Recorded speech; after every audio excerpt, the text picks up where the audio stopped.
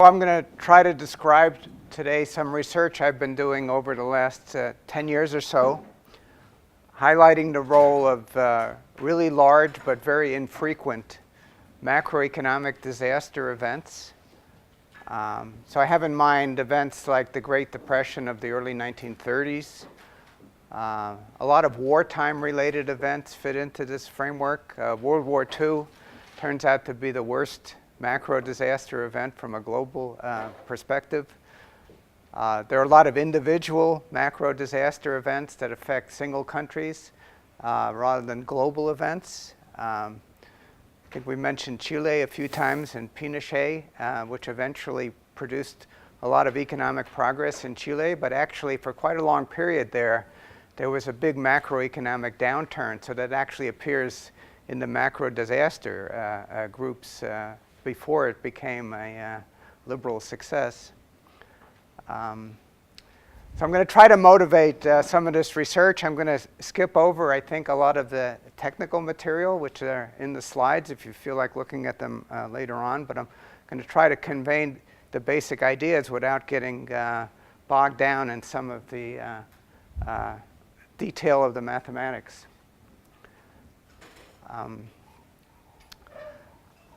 So part of the background at looking at rare macro disasters is something that's called the equity premium.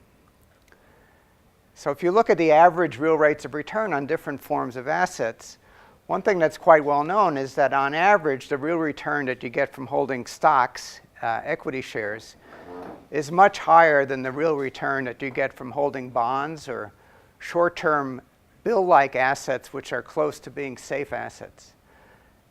And there's a large premium there. It's something on the order of 5-6% per year or so in real terms of the average premium you get by holding things that look like stocks as compared to safer assets. At the same time, as is also well known, the return on stocks is much more volatile and uncertain than it is on bonds and bills. But there's a famous paper from 1985 by Raj Mehra and Ed Prescott, which coined the term equity premium puzzle, which was that the difference between the rates of return is much too high compared to what seems to be a reasonable degree of risk aversion that people have and the amount of uncertainty that's at stake. Quantitatively, the idea that the higher return on stocks is compensation for risk did not seem to work. And then following that, there's a lot of literature trying to explain why the equity premium is so big. And then there are a lot of related puzzles, but I'm going to focus on this one form of finance puzzle, which is the equity premium puzzle. So there are a number of explanations that people have come up with, but the one that I'm most associated with, and naturally I also think is the most compelling, is the idea about this fear of these big disaster occurrences, again, like the Great Depression of the 1930s. So the important feature here is that these events are large in terms of declines in things like real gross domestic product, but importantly, the stock return does particularly badly at those times. So there tends to be a common occurrence of things that look like stock market crashes with macroeconomic depressions. So that means not only is the stock return uncertain, it tends to be the worst at bad economic times. And that's a very bad characteristic for an asset. You particularly don't like an asset that does unusually badly at the time when you're doing badly for other reasons because there's a macro disaster like the Great Depression. So I'm going to try to quantify this idea about the extent to which you see these large disaster events. How often do they occur, and how big are they? And in order to do that in any kind of convincing manner, because these are rare events, you need a very long time series of data, and you need a lot of countries. And that was the motivation for the generation of this data series that I referred to on Monday from my student, particularly Jose Ursua, which tried to assemble long-term national accounts data for as many countries as possible. And it ended up being 42 countries where he got these long-term series. And the construction of those data was central to this project because then you have a very long-term time series. You have a lot of realizations of these macro disaster events so that even though these things are rare, because this data set is so big in terms of macro aggregates, you have a lot of realizations, and then you can quantify things like what is the probability of a disaster and how big are they on average? What does the distribution look like of the sizes of these events? So going back a bit, there aren't really that many countries that have long-term data on both the macro variables like real GDP and real consumption, and also have data on asset returns of the kind we wanted to think about. So in particular, we wanted to think about stock returns and returns on assets that look like short-term bills and maybe bond returns. So it turned out there are really only 11 countries, all members of the OECD, that have both the long-term asset returns and the long-term national accounts data.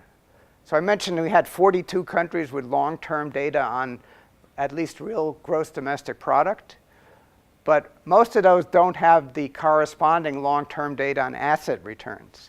So that's why here I'm only looking at 11 countries. So these are the 11 countries where we were able to find the long-term data on the national accounts variables and also on some key assets and their real rates of return. So what's shown here, this is the growth rate of real per capita GDP. And these are periods which are typically from 1870 to 2006. You can update that to 2016. It wouldn't really change this picture too much. This particular study was done in 2008, and then we had the data through 2006, but you can update this. So this is the real growth rate of real per capita GDP for these 11 countries, and if you average over them.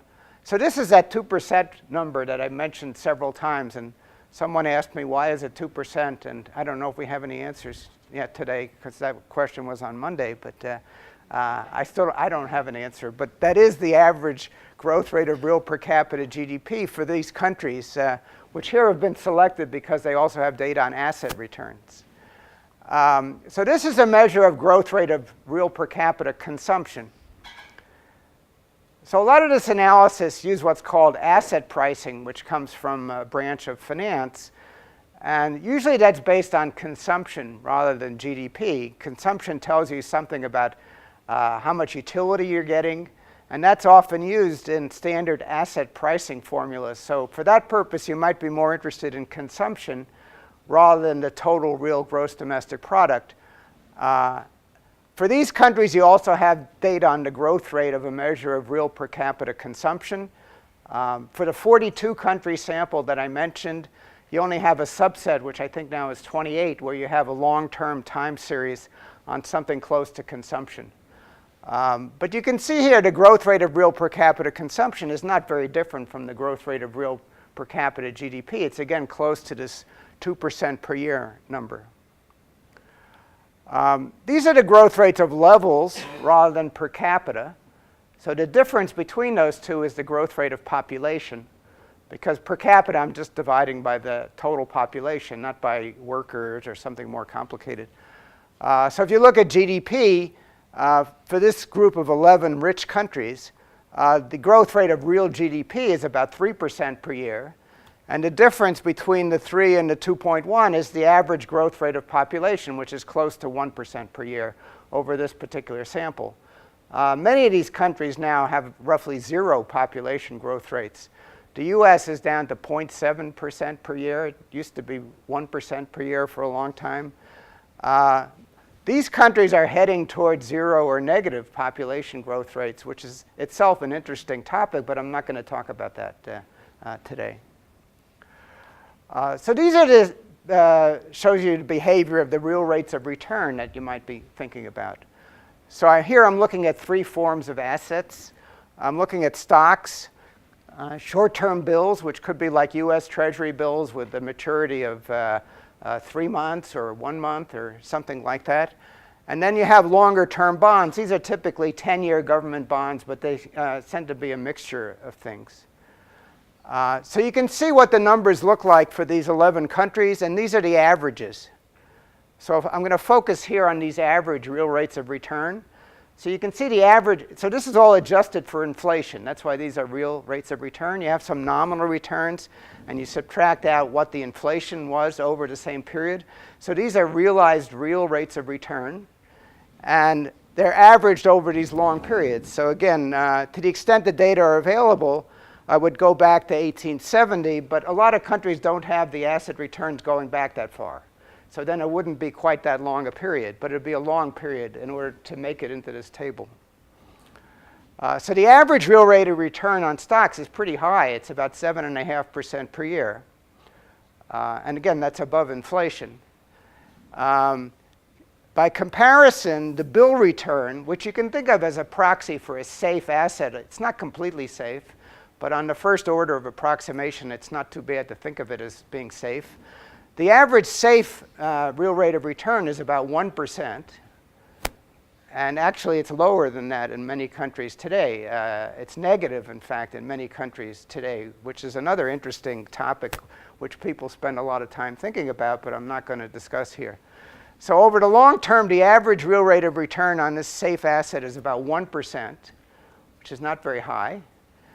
And the difference between these two is a measure of the equity premium, the difference between the average real rate of return on the risky asset, which is stocks, and the comparatively safe one, which here is represented by bills. So in this metric, the equity premium would be about 6.5%. And that's what Mirror and Prescott said is way too high to explain within the standard economic models that people have used. You can also look at the average real rate of return on long-term bonds, but I'm not really going to do anything with that today. That's about 2.5%, so it's notably higher than that on short maturity stuff. So there is what's called a term premium. On average, you get a higher real return on the longer-term maturity stuff. Of course, the gap there is only about 1.5%, not nearly as big as the equity premium. But I'm not going to discuss that today anyway in terms of the bond returns. It certainly would be a very good, interesting extension of what I'm doing, but I'm not going to talk about it today.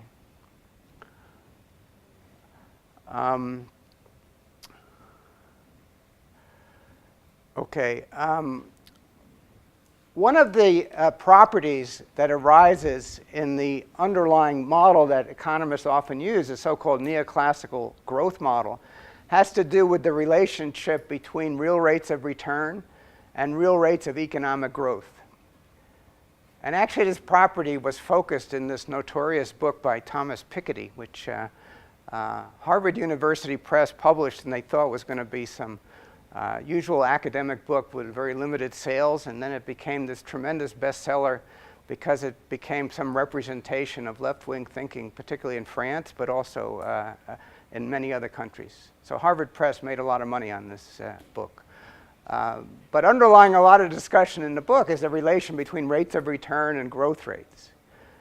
And that's also a property that's important in the underlying model that I'm thinking about here. And the property you need to make sense in that basic model is that the real rate of return has to be bigger than the growth rate.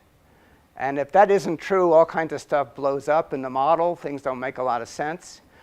And you can think of that here from the perspective of this table, because this is very long-term data for the countries where we have these data. So is it true that the real rate of return is bigger than what you would think about as the growth rate? There are a couple questions that come up here. Do you want to think about the growth rate per capita in terms of levels, which depends somewhat on the underlying model? And more importantly, which rate of return do you want to think about? So if you think about a safe rate of return, the average is about 1% in real terms. That's the average real return. That's definitely lower than these long-term growth rates, whether you're thinking about per capita growth or levels. And actually, in the simple underlying theory, which I'm not going to go through, the so-called neoclassical growth model, you really want to compare the growth rate of something like the level of real GDP, which has an average of about 3%, with the rate of return, and the safe rate of return is 1%. So that, from the perspective of that theory, ends up looking puzzling. I'm not going to, yes, go ahead. Actually, it's not surprising because governments take loans from the public. If the loans, the interest for the loan would be higher than the GDP growth, the country would be in a very bad shape. So obviously, successful countries would want to take the loans with interest that are less than the expected GDP growth. But that sort of underlies the puzzle. Because if you think about the government as having a claim on some fraction of GDP, for example, and if the GDP is growing regularly at a rate higher than the real return that the government has to pay, it looks like you can just keep borrowing forever and it's no problem. In the model, that's one of the reasons a lot of stuff blows up when you have that kind of property. And then the question becomes, is this really the right real rate of return to think about when you're comparing it with some underlying growth rate? And in the basic model, I'm not going to go through this today, my argument is that the relevant rate of return is more like this risky rate of return. And that's the thing you really need to compare with the expected growth rate. And that is definitely bigger than these growth rates. And for that reason, I can make the argument that the underlying model doesn't have so much of a problem.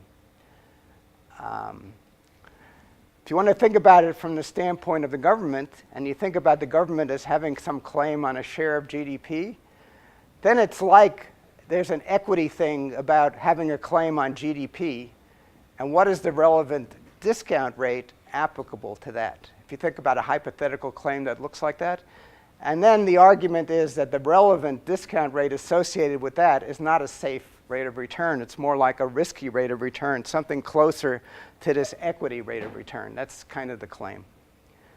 But that's getting into things that I won't be able really to discuss today. But in the end, I argue that this is okay, but it's a little bit subtle. And often people just look at the safe rate of return and compare with growth rates, and then you get these puzzling kinds of results. And actually, Piketty's book, which I have a lot of problems with, he also wants to assume that the rate of return is bigger than the growth rate, which is not so comfortable if you're thinking about the safe rate of return. Okay.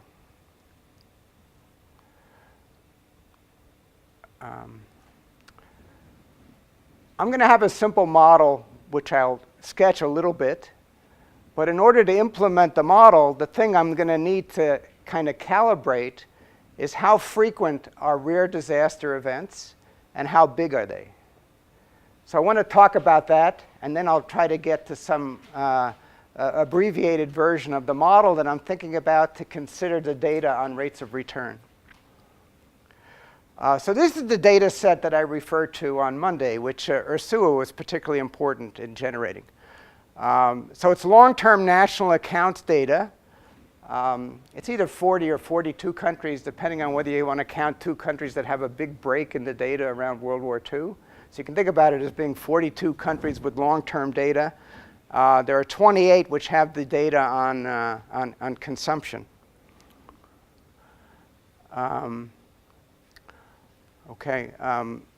Let me talk about what the full sample of those data looks like. So this is for the countries that have these long-term data.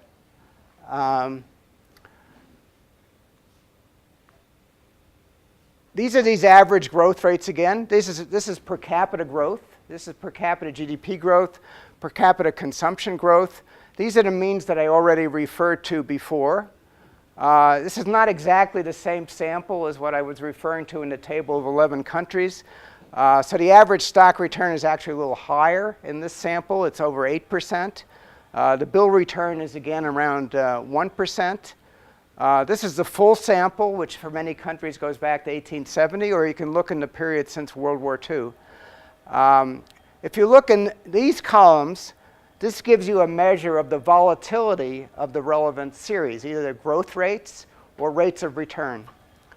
So if you look, for example, at consumption growth, per capita consumption, over the full sample, the standard deviation of the return. So the mean return is 1.8% per year, but you can think about that as being plus or minus 6.4% per year. This is the standard deviation of that series. It's not as volatile if you look since World War II. After World War II, things are more calm than they are if you look over the whole sample, which here goes back to 1870. If you look at stock returns, the average real return, again, is around 8%. The standard deviation of that is enormous. So it's plus or minus 32% per year. So you have a high rate of return on average, something around 7-8% if you hold stocks. But it's kind of plus or minus something which is really big. So you might have 40% in a year, but you might have minus 25%. So that's why it's highly volatile. And then you can look at the volatility of these other things. So the bill return, which averages 1%, is not actually a safe return. In fact, it has a fair amount of volatility, but not nearly as much as the stocks. So that's what the data look like. So let me go back. I showed you some of these diagrams on Monday. I'm going to tell you how do I think about looking at rare macro disasters by looking at these long time series. So as I mentioned on Monday, Germany is particularly interesting because it has a lot of realizations of macro disasters in between World War I and World War II. So if you look at Germany, this is World War I. This is a decline by about 30% in consumption. This is per capita consumption, and something a little bit less in terms of per capita GDP. So this is going to be a rare disaster event for Germany around World War I. If you look a little bit further, you can see a blip here. 1923 is the peak year of the German hyperinflation, which was quite remarkable. And it turns out now with the data that we constructed relatively recently, you can look at the national accounts along with that time frame. And it turns out there's a decline by about 15% there in per capita GDP. Then there's the Great Depression. Germany, it's something like about 20-25% decline. That'll be another disaster event. And I mentioned on Monday that the biggest one, about a 70% decline in per capita GDP, is associated with the end of World War II in Germany. So you have several things that look like they're going to be realizations of macro disasters in the case of Germany. Now you can think about that for each of the countries. So suppose I'm using 40 countries with long-term data on GDP. You're going to get a list of events that look like this for Germany. So for Japan, the main event is World War II. For the UK, it's pretty tranquil overall. The average growth rate is not very high, but it's also not very volatile. For the United States, the main event is going to be the Great Depression from 1929 to 33, which is almost a 30% decline. And actually, the second biggest event is at the end of World War I with a bottom in 1921. And we think that has to do with the great influenza epidemic. Not with World War I per se, although World War I was related to the great influenza epidemic. But we think that that's associated with this decline, which is something more than 15%. That's the second biggest macro decline in the case of the US. These are the last four countries that Ursula worked on before he took a job with Goldman Sachs that I mentioned before.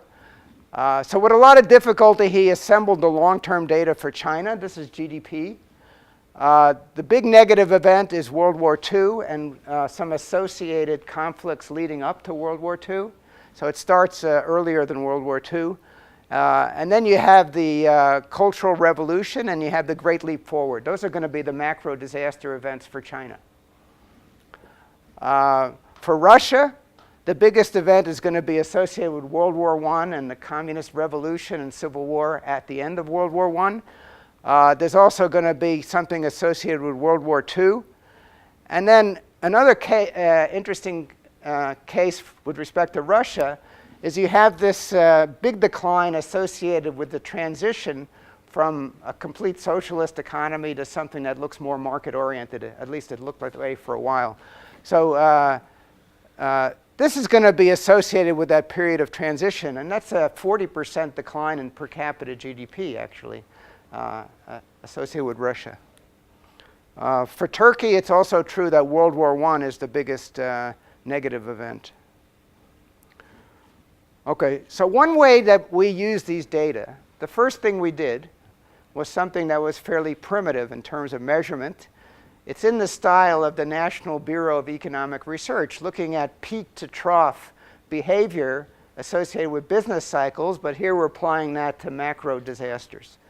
So I think you can see, if you look here for Germany, there's an obvious, these are annual data, by the way. They're not higher frequency than that. And if you're doing long-term stuff, you don't have something higher frequency than annual.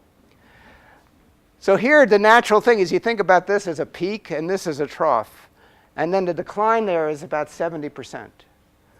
So a primitive procedure, which turns out to actually be pretty good, is to try to find the peaks and the troughs and to measure how big the decline is proportionately in either GDP or consumption. So you can do that for every country over time.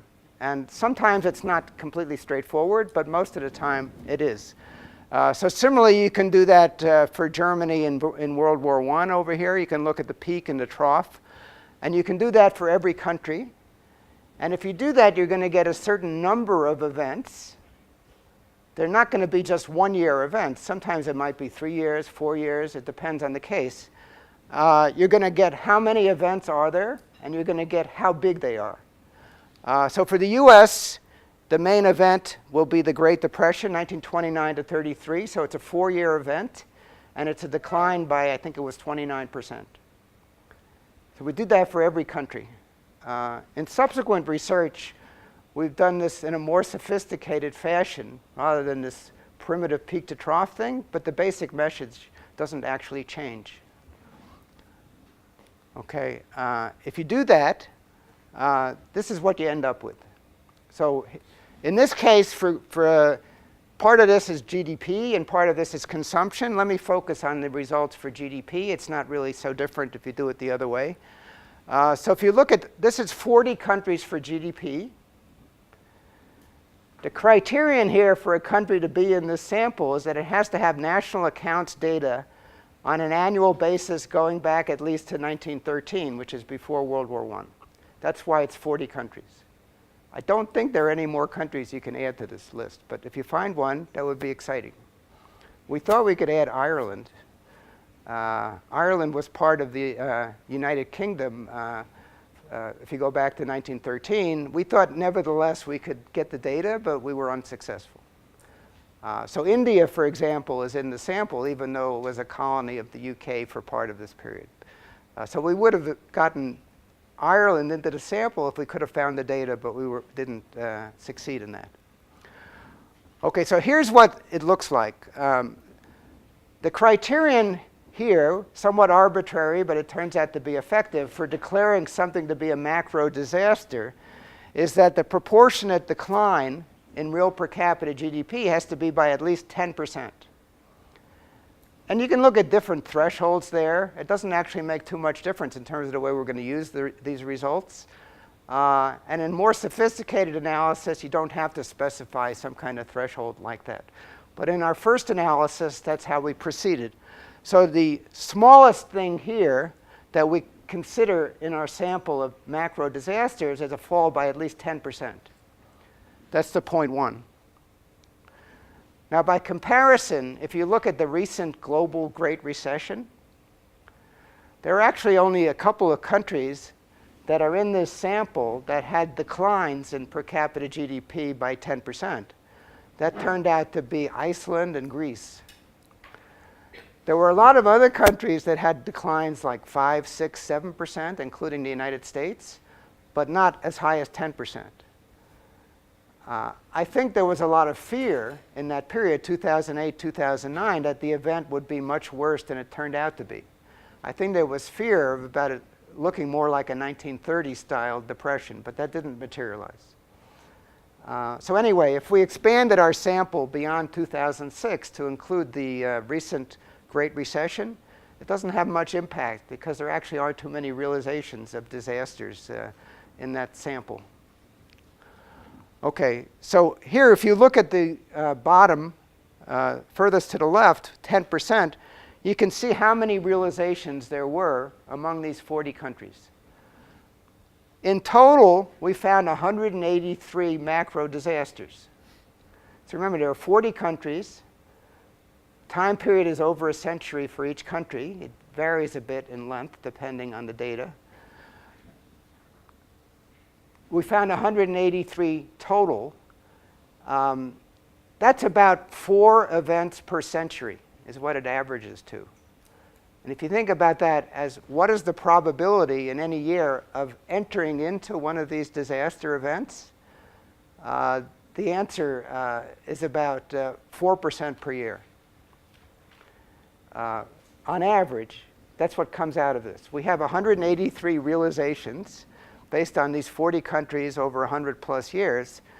And if you look at 183 relative to the total sample of years, which is over 5,000 country years, then we can get some gauge of what is the probability of entering into a disaster. It's about 4% per year, that kind of thing.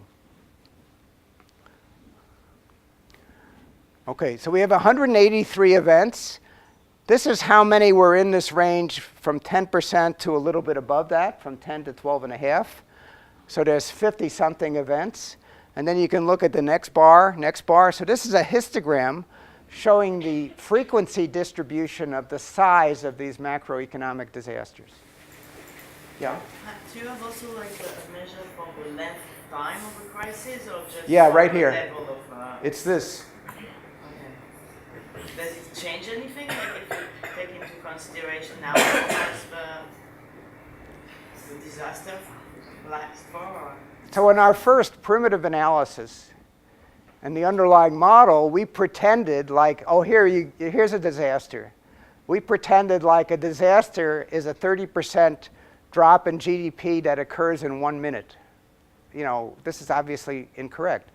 Artificially, we thought about it as though here's a disaster, there's a jump downward in terms of your output, and then you continue on.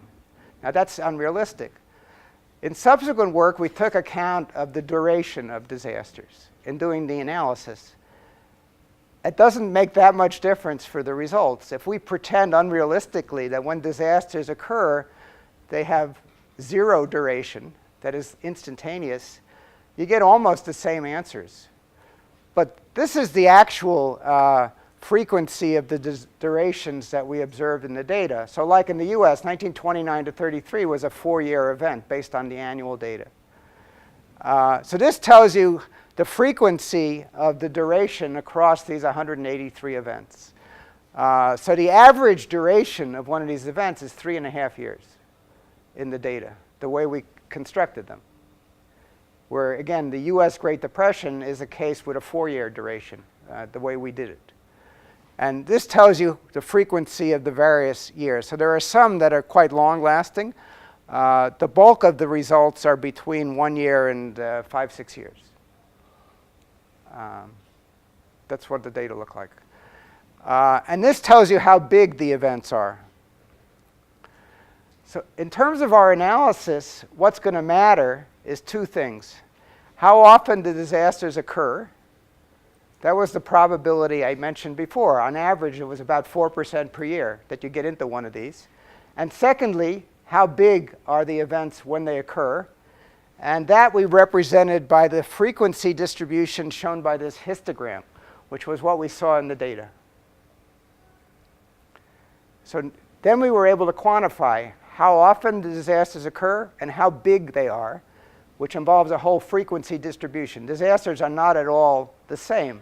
Some are really big, and some are more like 10%. And 10% versus 70% is a big, big difference. Yes? Does that explain the higher yield for stocks? What do you think? It's a partial explanation.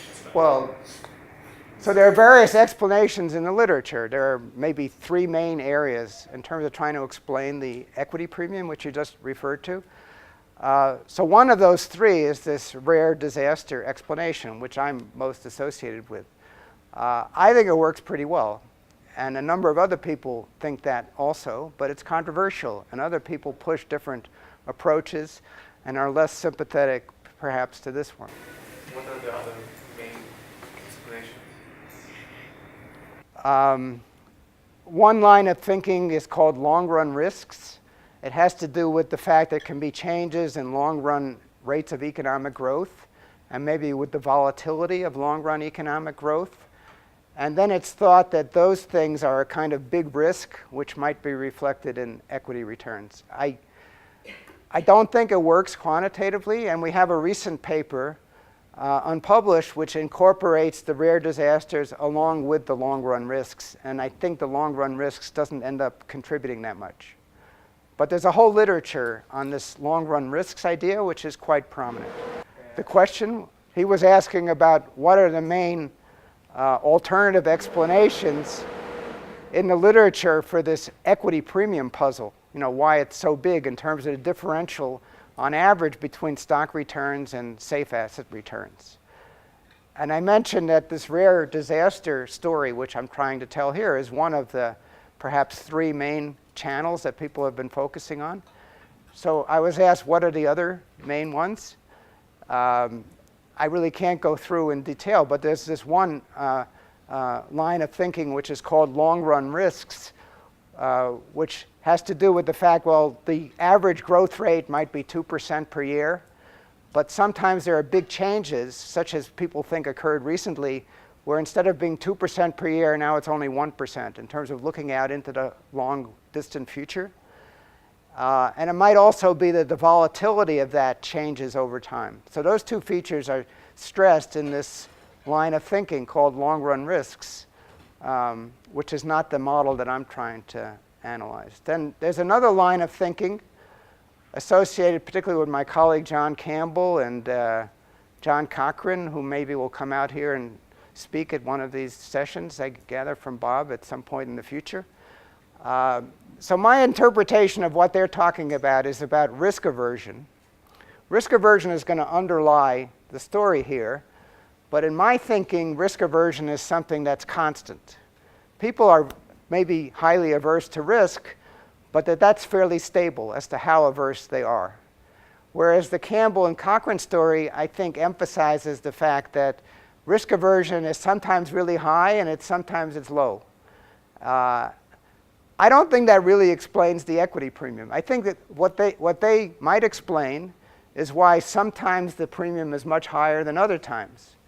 So if people are much more risk averse at some points in time than others, then the corresponding equity premium might be higher. But the puzzle is about the average equity premium, which is what I'm trying to discuss. Yes? Just like, I don't know the number offhand, and you might not either, but I know the direction, which is I don't think anybody who held stocks from, say, 1860 to 2006 continuously, one person, or from 1913, people tend to, very few people, my point is very few people earn the average rate of return.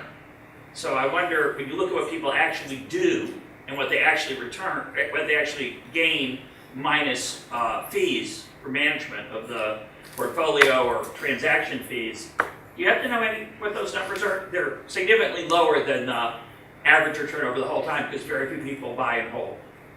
There have been some actually papers on this issue. People tend to buy when the prices are high and tend to sell when the prices go down. So even the buy and hold people are psychologically inclined to underperform the average market rates. Yeah, but even more disciplined investors struggle. I mean, in the more recent times, the typical fee structure has gone down a lot, and I think it becomes less of an issue. But certainly if you think what you were paying for people who are managing your assets, that can be a significant subtraction from the real rate of return. But you're still going to get the fact that on average the real return is much higher on stocks than on safe assets. And the fact that you only hold for certain periods is not going to be crucial for that, because in this kind of framework, periods are all going to look the same ex ante. And you're always looking forward, and you're thinking about what do I want to hold in my portfolio. And in the simple model of that, that's always going to look the same. But that wouldn't be true in some more complicated versions. So I don't think you need that you have investors who hold for 140 years. I don't think that that's really central. It's agreed, but for the Piketty hypothesis that it's the cause of growing inequality because the wealthy can get this high rate of return, it's much more difficult to achieve that rate in practice. That's my own. You know, I think the Piketty analysis has lots of problems.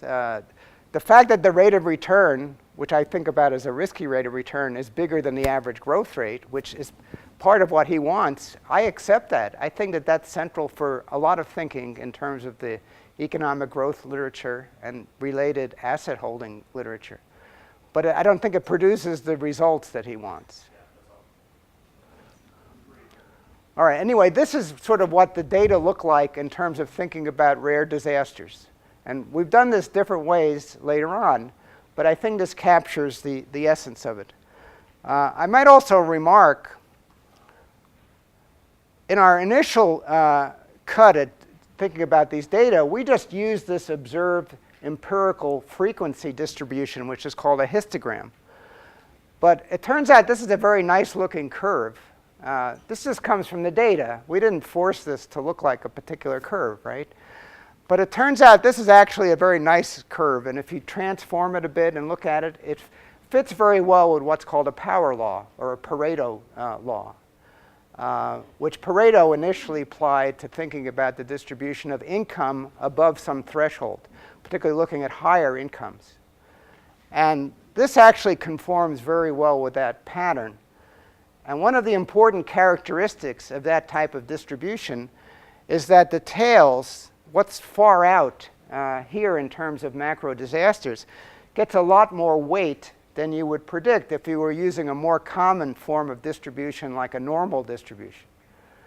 So if you have a normal distribution, which is the most common distribution applied to many things, then the chance of being this far out in the tail is essentially zero.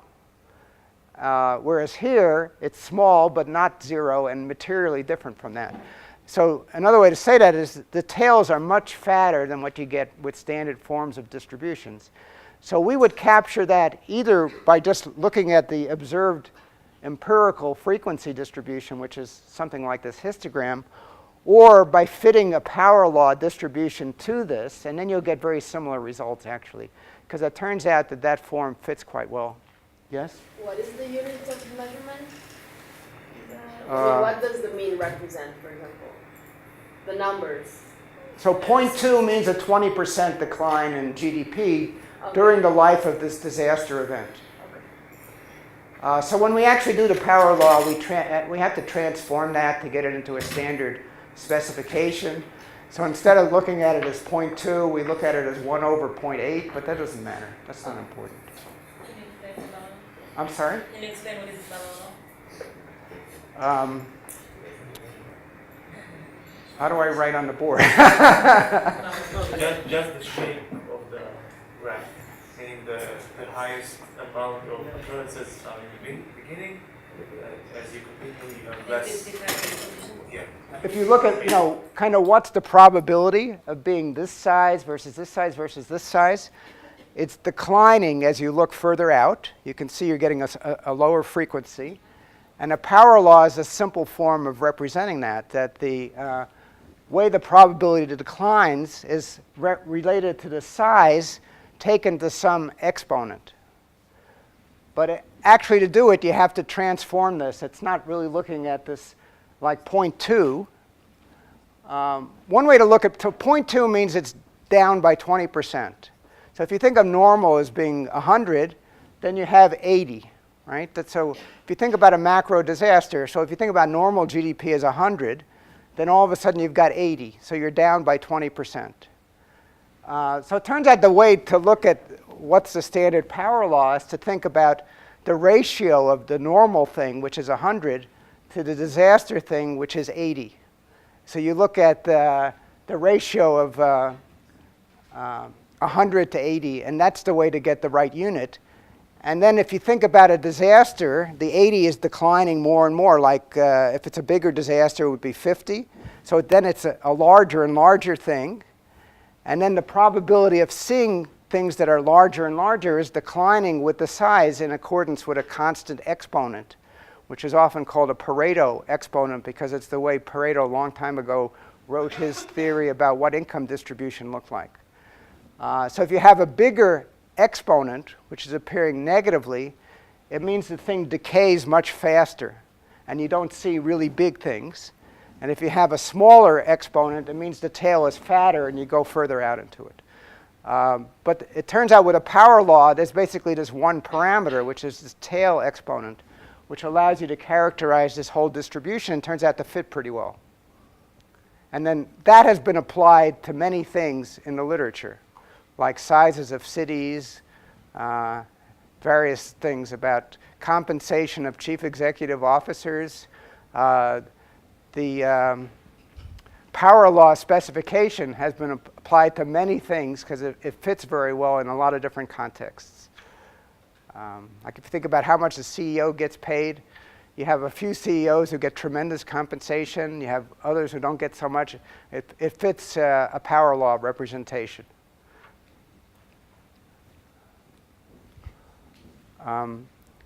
So this is a breakdown of where were the macroeconomic disasters. So this is a period from 1870 to 2006. And again, you could extend this out to 2015 or whatever, but that's not going to change the picture very much.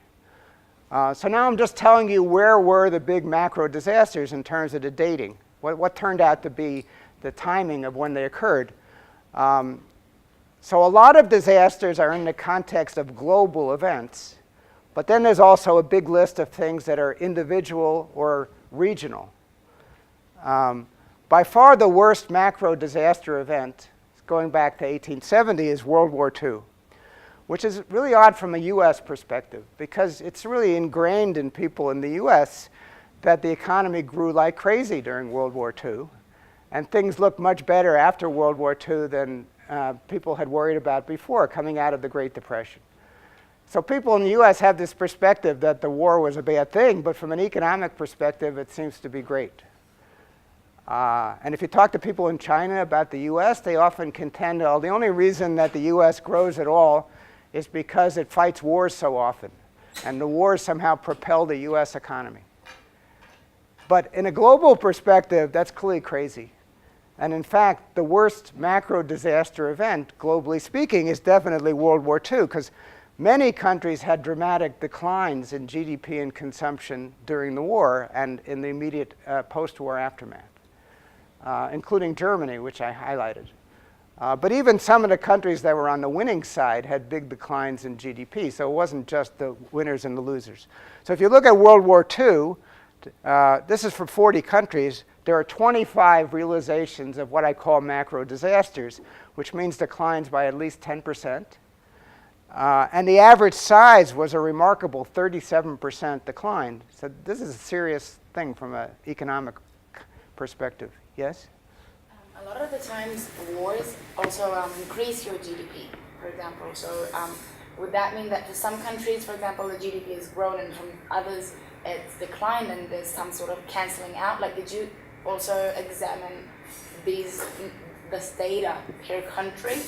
Because I mean, it can cancel out and then give you wrong, misleading information. So I'm thinking about this from an ex-ante perspective.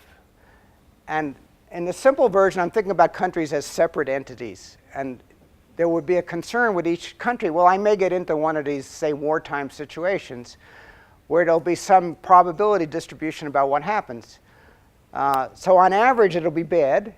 But as you say, some countries might do well. But if you're looking at it from an ex-ante perspective in terms of risk, the thing that dominates, what really matters most, is the chance of a terrible outcome. If you're trying to ask, how bad is it that I'm holding stocks, for example, in the context of a wartime event, the thing that really counts the most is the macro disasters. I might have a 30% decline in GDP and consumption. At the same time, I'm holding stocks which are depreciating in real value. The fact that there's also a chance that in some countries there'll be a stock market boom is not really going to cancel that out. I mean, it's true that the whole distribution of returns includes the favorable part as well as the adverse part. But the thing that's really going to matter the most in terms of the pricing And the way the risk aversion is going to particularly come in is the fear about the bad events, the tail where things are bad. So you could adjust all this, as we do in some other work, to also include the favorable parts. But that doesn't have that much of an impact on the way the pricing works. But all of this data is looking not necessarily at every country at a specific time. For example, World War II. It's looking just at where there was an economic decline, like there was a decline that's related to a specific disaster. Is that how the data was? So the first way we did it, we just looked at each country's time series. And we did this primitive peak to trough thing. So we didn't constrain anything. But then it turned out that a lot of those big peak to trough movements downward occurred coincidentally with World War II. We didn't constrain it to be, well, here's the war.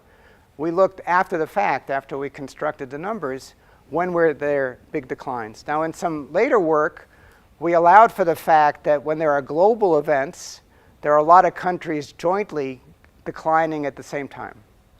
That was not considered in the first cut, but later on we brought that into the analysis.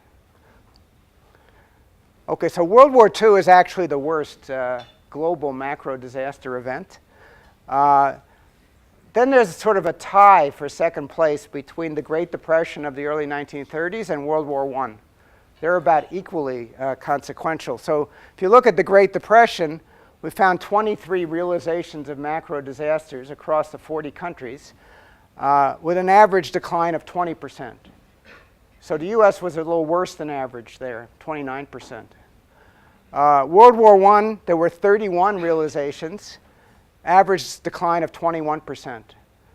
So again, from a US perspective, this was odd because in the United States, people don't take World War I very seriously.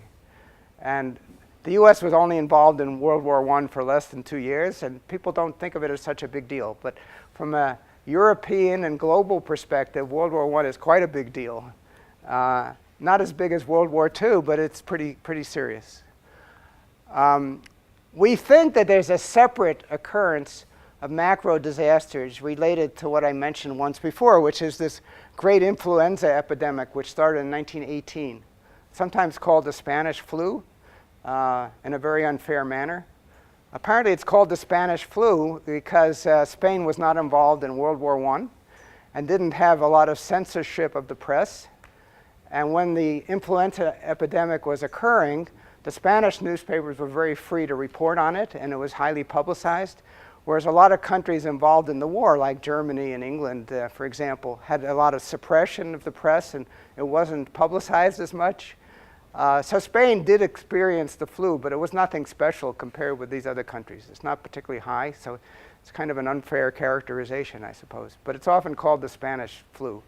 But it's quite a big deal. It's about 50 million deaths estimated to have occurred in response to this. And some famous people died of the flu, like Max Weber was the big guy in sociology of religion, which relates to another topic I work on. So I was interested to know that he had died of the flu. And the Pope is apparently just planning to canonize these so-called Fatima twins, who supposedly saw some apparitions that were important around 1917, and they died of the flu. So if you look at the list, it's quite impressive. Famous people who died of the great influenza epidemic, but this is an aside. So we think there's a separate effect there, but it's hard to isolate it from World War I. We said that we thought there were 8 with a decline of about 22%, but I'm not 100% sure of that. We're trying to do a separate research study on that particular period. And if Ursula had not taken a job with Goldman Sachs, we would have finished that paper 5 years ago. Now I don't know if we're ever going to finish that paper. Anyway, there are a lot of other events, as I mentioned, like there's the Spanish Civil War, for example. There's a big Mexican crisis in the 1990s. I already mentioned the Pinochet coup in Chile, which appears as a macro disaster event. There's the Asian financial crisis in the late 1990s, a whole list of things. And I also mentioned that the recent Great Recession turns out not to really be big enough to contribute a lot to this list. Okay. So I'm not going to go through this model to think about how to consider the data on asset returns in the context of macro disasters, and to ask the question that I was, or to try to answer the question I was asked earlier, does this rare disaster model work in some sense to account for something like the average equity premium, which is the equity premium puzzle? So I'm not going to go through the details of trying to map the model into the macro disaster data and come up with some verdict along those lines, but that's part of what this exercise is doing. Let me just say I have a simple model here about how GDP and consumption are generated. It's a very simple model. Sometimes this is called a Lucas tree model, after Bob Lucas. And the idea is that you have these fruit trees. They spit out fruit every now and then. And the fruit corresponds to the GDP. And in the simple model, you eat all of the fruit, so consumption is the same as GDP. And then, of course, that's a very nice model to think about stuff. You can complicate that model with rare disasters easily. So you can think every now and then 20% of the fruit trees get destroyed. That's a simple way to represent a disaster. Or the productivity is low and all of a sudden that is producing 20% less fruit. It's a simple framework. Here I'm representing that in this simple equation. So let me just quickly tell you the main parts of this. Here I've done it in terms of consumption. Think about this as being annual if you want. So this is year T, this is year T plus 1. So G is going to be some kind of long-run growth rate determined by productivity growth, determined by a lot of things that we've been discussing actually in the last few days. But in this simple model, this is treated as a constant. So there's some long-run technological progress, productivity growth. So a lot of ways you can enrich the model would be to allow this to move around. And the long-run risks literature is partly involving that. But in this representation here, I'm thinking about this as just being a constant. So this could be 2% per year, for example. So if nothing else is happening, real GDP, let's say per capita, is growing at 2%. Okay, so this term here is intended to represent usual business fluctuations. So there's something going on that sometimes the economy is doing well and sometimes it's in a recession. And that would be represented by this error term here. And this is often characterized as being something that's normally distributed, and it might have some variance associated with it. And that's basically what Mira and Prescott looked at in their classic paper from 1985 that I referred to before about this equity premium puzzle. So they didn't have this last term. They had a term like this. And then they calibrated this based on the data about what do the data actually look like in terms of the volatility of per capita GDP or consumption. And that's how they gauged what this distribution looked like. And the main conclusion from their paper is if you took this to be what's in the annual data from the national accounts in terms of the volatility, and you combine that with some quote-unquote reasonable amount of risk aversion, it's not nearly enough to explain the equity premium. And you're talking about being off by a factor of 50 or 100 or something. So it didn't require a lot of detailed econometric analysis. They basically said this doesn't work. That's kind of what their paper was. So that's about this kind of disturbance. So I agree with them that that doesn't work. And in fact, for the main thing that I'm looking at, we can forget about this. This is going to be quantitatively trivial, just like in Mira and Prescott. So what I'm focusing on is this other term, which is a disaster term. So this term is characterized by what I've been describing. There's a probability, which in the simplest version is a constant, little p, of entering into a disaster. So that might be 4% per year, if it's really constant. I don't think it actually is constant, but in this first version, think about that as being a constant. So at a probability 4% per year, you enter into a disaster state, like the Great Depression or World War II. And then there's some frequency distribution of the size of the disaster, which is represented by what I found in the data. Either that histogram or the power law fit to that. Those produce very similar results. So what's going to matter here is how frequently do you see disasters, like 4% per year based on the data, and how big are disasters, and that's characterized by a whole distribution. But the fact that it has a fat tail, so there's a chance that's not negligible of going way out, let's say a 50% decline, that's important in terms of thinking about the impact. Okay, so this is just some formal way of representing what I just said. Now I'm not going to go through these equations. Let me try to say something about this final result here. This equation 5. This comes out of what I've just been describing, along with some idea about preferences of the people who are holding various assets. And the important part of those preferences is something about risk aversion. The more averse to risk, the more this is all going to count. And that's all going to be characterized by this parameter gamma, which is about how risk averse people are.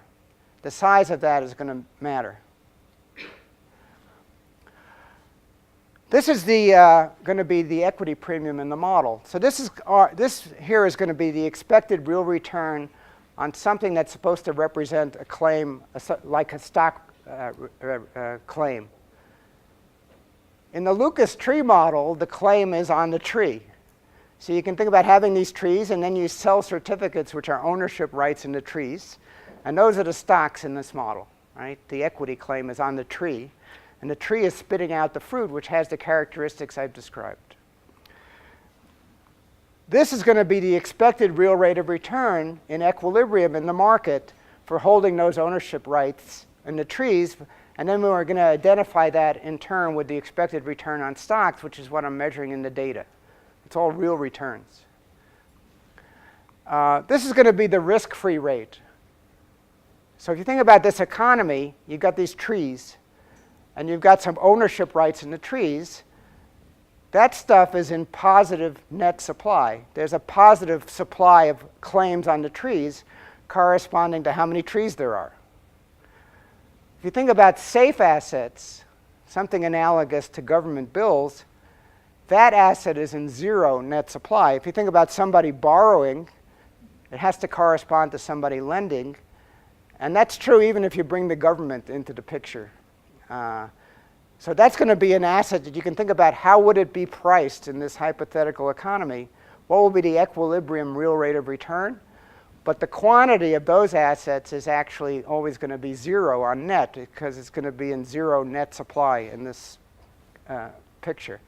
If you dealt with two economies, you might have one having a positive position in safe assets and the other one a negative, but that's not the context I'm thinking about here. So the model is going to tell you in equilibrium what is the difference in terms of getting people willing to hold these various claims between the expected return on equity and the risk-free rate. And because we've set up this model to make it as simple as possible, this formula is actually remarkably simple. The first term is Mirror and Prescott. It's basically what they had. What it involves is something about the degree of risk aversion. That's this gamma coefficient. And it involves the volatility of the underlying consumption in GDP, which is what the sigma squared is. That's going to be the variance of the thing that's moving around, like how productive the fruit trees are. It's going to be that product that's going to matter. Then sigma squared is something you can sort of observe in the data by seeing how volatile per capita consumption is, let's say for the US with annual time series. That's what Mirror and Prescott looked at. They only looked at the US. They didn't do 40 countries. So you have some quantitative idea of what sigma squared is from the data. Then they asked the question, what value of this risk aversion do you need to match this term up with the observed average of this equity premium? So we have an idea that the equity premium on average is about 5% per year, something like that, based on the data I was discussing before. Then they basically said, well, can you explain that based on this kind of a term? And you know what sigma squared is roughly from the data. So the way they put it is, what risk aversion did you need to get the answer? And they came up with a number that was completely crazy. You needed a gamma of about 100, which means you'll never leave your house, basically, because you're so risk averse. So then they said, well, this is a crazy thing. This must not be right. All right, so that's Mirror and Prescott. That's the equity premium puzzle, that this first term doesn't work. This is the disaster term, which again, I'm going to fit not just from my mind, but based on the data about observed macro disasters. How frequent are they, and how big are they? So this is being disciplined by this long-term data for lots of countries. So what does the disaster term depend on? First of all, P is the probability, let's say, per year of a disaster, which I said from the data is about 0.04 per year, roughly speaking. This is on average. So that multiplies the whole thing. So more frequently makes this whole thing more important. The other stuff has to do with how big are disasters and how risk averse are you. Those are the two things that are in the rest of the term. So B is the proportionate size of a disaster. So 0.2 means a 20% disaster. In this simple model, when there's a disaster of 20%, the stock return, the stock market crash, is also by 20%, although it could be levered, and then it could be bigger than that. But in the simple model, this B represents the fact that in a disaster, stocks do really badly. So think about you're owning these trees. That's the stock ownership. And all of a sudden, 20% of the trees are wiped out, which basically is going to deflate your market value, other things the same, by that same 20%, which means that the real return on holding stocks in that episode is going to be like minus 20%. And in the simple model, as I mentioned before, that happens in 1 second. And in a more complicated model, it's distributed over time related to the duration of the disaster. But this will capture the basic idea. So this is going to tell you that in a disaster, you do really badly holding stocks. And this other term is going to tell you how much do you care about that. Yes? Just about the B, is that then a number that you sample from your distribution when you examine the model? So this is looking at things ex ante. So I'm thinking about this beforehand. I'm worried about I might get into a disaster. And then the way I'm thinking about it, if I do get into a disaster, this is the distribution of the sizes. So did you use that Yes. to sample your B? So at is that what you, like, how did you determine, is B a constant, or do you sample it from your distribution? No, B is the realization of a disaster size. And this tells me what the frequency distribution of the B's is. So every disaster is different in terms of the size. This tells me how often is a disaster 10%. It's going to have to do with there being 53 out of 183. And then the next one is going to be some lower probability, some lower frequency distribution value, and so on far and far out. So if you go up to 70%, that's extremely unlikely. So this is the disaster size conditioned on being in a disaster state. You get into a disaster state with probability 4% per year. And then this tells you how often you get different sizes of disasters. So the idea here is ex ante, I don't know what I'm going to draw. And I'm just going to think about sampling from this distribution. Of course, I'm pretending like people know all this stuff. They know what the disaster frequency distribution looks like. That's another thing you could worry about.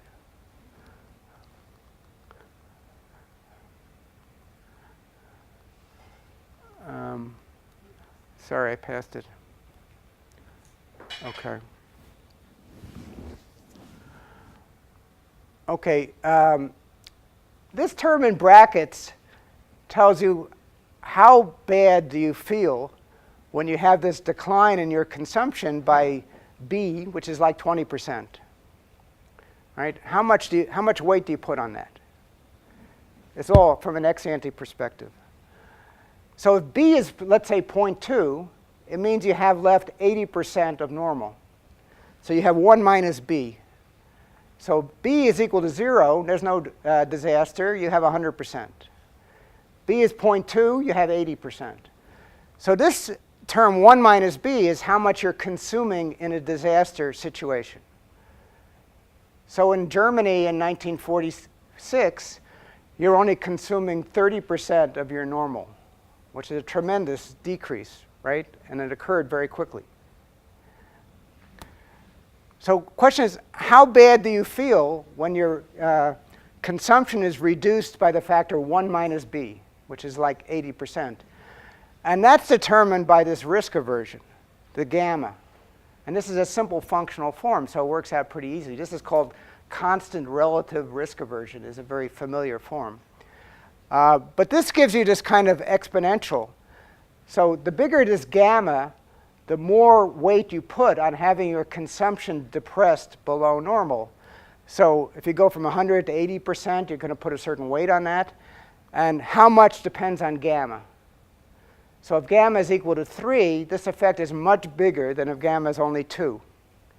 It's quite sensitive to how big gamma is.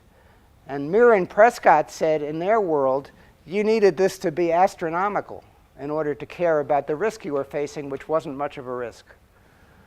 So I can ask the following question, given the data I have. I know the average value of this equity premium, something like about 5% per year. I know P, quote unquote, know it. I mean, I estimated where all these disaster events were, how frequently they occurred, and from that, I got a measure of P. So it's disciplined by the long-term macro data. And I know the whole distribution of B from the same source. So I could ask the question, what value of gamma do I need to make this fit? I don't see gamma directly. I can ask, how much risk aversion do I need to explain the equity premium based on the observed frequency and size distribution of disasters? That's the exercise I can do. So that was the first thing that we did here. Forget about this. So the answer to that is if you want to get the equity premium to be about 5%, which is the average observed in the data, the long-term data I had, like for those 11 countries, for example, you need the gamma to be around 3. Now you would have thought, I would have thought, that economists would have a good idea about what is risk aversion. And economists do a lot of experiments to try to figure that out and try to tease it out of data. And it seems to be surprisingly hard. So you can think about whether a gamma of 3 is reasonable or not in terms of what behavior it tells you. But it's surprising how poorly pinned down what this is. You would have thought there'd be some idea more concretely about what is the right number. But people do have the idea that something more than about 4, 5, 6 is too big. It's a crazy amount of risk aversion. But it's got to be significantly bigger than 1 to think about behavior in terms of what people demand for holding equity. People often think that a gamma of 3 is reasonable, but where exactly that comes from, I have a little difficulty with. So I'm surprised it's not pinned down more. But there is particularly a lot of experimental work aimed at trying to think about that. Anyway, that's what you need in this model. Given the probability, which I took to be 4% per year, as I've described, given that histogram for the sizes of disasters in the range where they were at least 10%, then I needed this about 3. And that seemed to be a victory, because instead of needing 100, 3 was enough. And the difference between 3 and 100 is the whole world, basically, right? Okay. Well, then there are a number of other conclusions which you can look at if you look at the slides. I mentioned already about power laws, so that's detailed in this other paper from 2011. There's a lot of other things. I wanted to talk about some current research I'm doing that's related to this. People like to think about what kind of macro uncertainty exists in the world.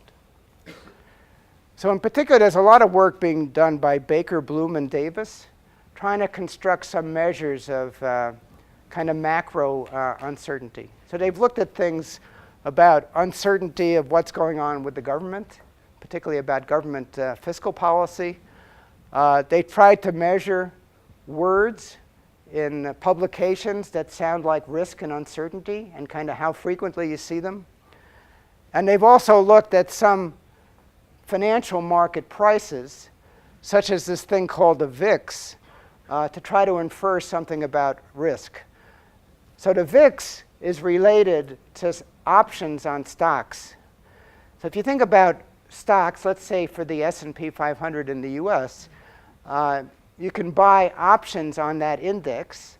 And in particular, you can buy options which pay off only if the stock market goes down a lot.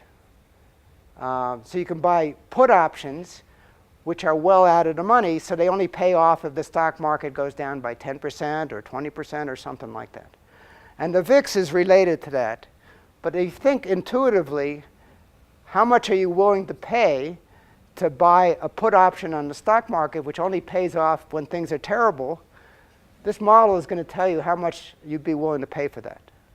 Or to put it in reverse, if you see what is the price you have to pay to buy protection against a 20% decline in the stock market, that must tell you something about the probability you attach to that event occurring, combined with something about your risk aversion. It must somehow tell you something about that. Okay, so in current work, we've been trying to do that more explicitly. I don't know what the time is. Okay. So together with a graduate student, we've assembled these data on far out of the money put options, not just for the United States, but we can look at 8 other countries also.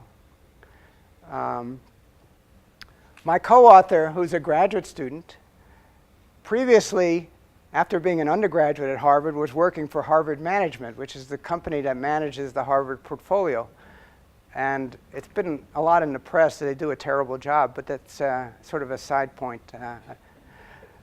Because my co-author Gordon was working at Harvard Management, he had access to some incredible data. So if you think about some big financial firm like Goldman Sachs, and Harvard Management is a customer of theirs, and basically they will design whatever contract you want. So if you want to buy protection against the S&P 500 declining by 50% in the next 3 months, they'll sell you a contract like that. And they'll sell you either side of that contract. And he was able to get data like that going back to 1994 for the US, and not so far for some others, on things that are not conventionally traded on asset markets.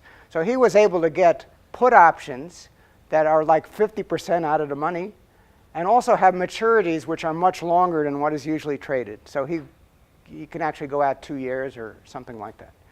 So Gordon put together this unbelievable data set based on this source, which I have no idea whether we have permission to use these data. But eventually I'm going to worry about that. But we have these data, which is basically much better stock option prices than you get by looking at organized exchanges where these things are traded. Or at least we think about it that way, particularly for our purpose, where we wanted to focus on way out of the money stock option because we're worrying about fear of mega disasters.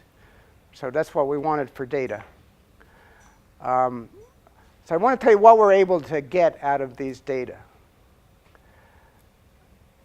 Now, the prices that people are willing to pay for these options in our framework is going to depend on a few things. It's going to depend on the probability of disaster that they view. This is a perception of people participating in the market. It's going to depend on their view of the size distribution of disasters, which I've discussed. And it's going to depend on their risk aversion.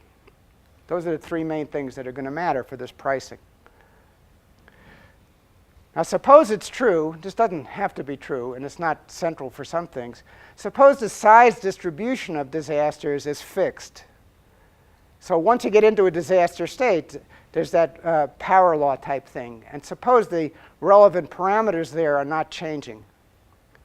And suppose it's also true that risk aversion is constant, which goes against what Campbell and Cochrane would say. So if those 2 things are true, then the only thing that might be moving around is the perceived probability of a disaster event.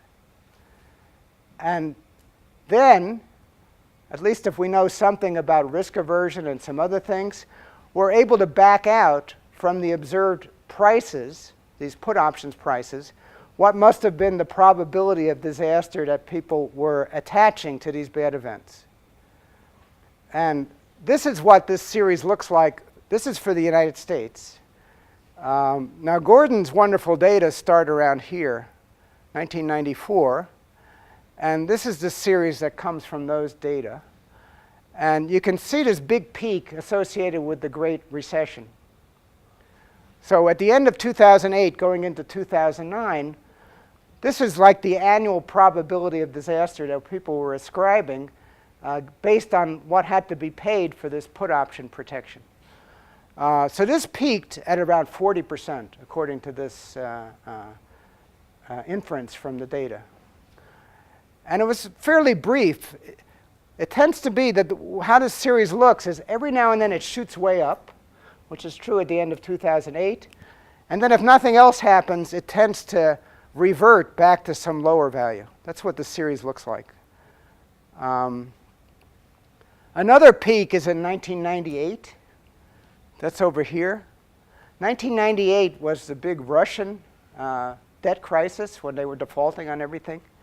And then shortly after that, this company, Long-Term Capital Management, went bankrupt, sort of bailed out by the Federal Reserve in some sense. But this was all these famous economist guys,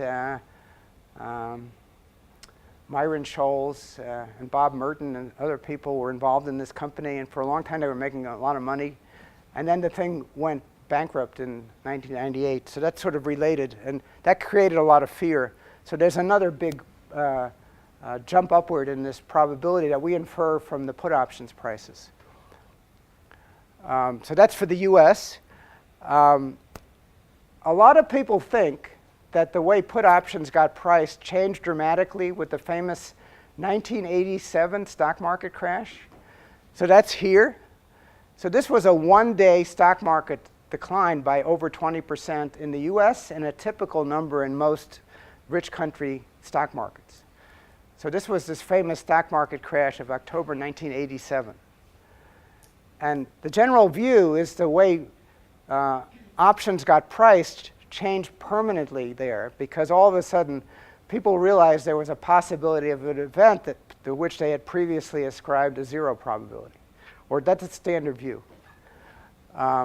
This is a much bigger peak in terms of what we're looking at. Now, in order to go back here, we had to use some much inferior data that were available before 1994. It's kind of mysterious. It's called a Berkeley Options Database. And whoever distributed this went out of business in the mid-1990s. And in some sense, the data are gone. Except, of course, if you had the data contemporaneously, you still have it, right? So we were able to get these data from somebody who had the data. But people often don't know about these data. It's a little puzzling.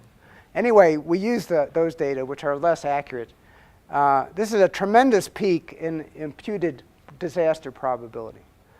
And it turned out after this event that nothing happened on the macro side. There was this tremendous stock market crash in a very short interval. And it made people very nervous. But nothing really happened in terms of GDP and consumption. So it's a little puzzling. Now, as I mentioned, we were able to do this for 9 countries, or one of the countries is the Eurozone, so it's really more than 9 countries. So here we estimated the time series of disaster probability for each of these 9 countries separately. So one of these is the US that I've already referred to. That's this one here. You can't really see it, but I think it's obvious from this diagram that there's tremendous correlation across these 9 countries in what we think about as disaster probability. If you look at the pairwise correlation between the probability for the US and for the other 8, the correlations are all above 0.9. This is based on monthly data. So what this says is that the big fear in these markets is about a global disaster event, something that would affect these places in common in a more or less similar way if it were to occur. And that's what's mostly being priced according to these results. There's some country-specific part, but it's relatively minor. So this is something we just generated. So this is something we're working on currently related to this other work. So I hope this gives you some idea of what we're doing, and I hope it wasn't too confusing. It's always good to end a talk with the word confusing.